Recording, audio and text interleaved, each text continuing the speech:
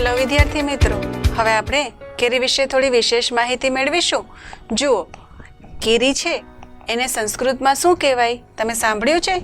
કેરીને સંસ્કૃતમાં આમ્ર કહે છે. ત્યારબાદ ગુજરાત રાજ્યના ગીર સોમનાથ જિલ્લાના તલાળા તાલુકાની કેસર કેરી વિશ્વ પ્રસિદ્ધ છે. તમને પણ એ કેરી વધારે ભાવતી હશે, રાઈટ? ત્યારબાદ કેરીની વાડીને આંબાવાડી કહે છે.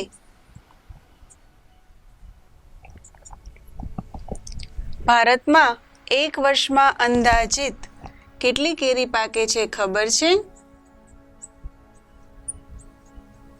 જુઓ, આ ગણતરી કરીએ. એકમ, દશક, સો, હજાર, 10,000, લાખ, 10 લાખ, 1 કરોડ એટલે કે 1,60,00,000 ટન કેરીનું ઉત્પાદન થાય છે. ટન એટલે કેટલા?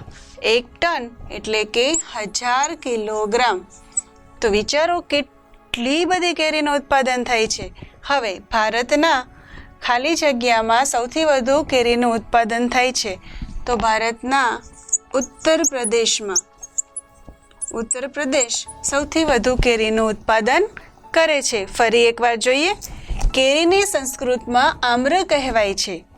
ગુજરાત રાજ્યના ગીર સોમનાથ જિલ્લાના તલાળા તાલુકાની કેસર કેરી વિશ્વ પ્રસિદ્ધ છે.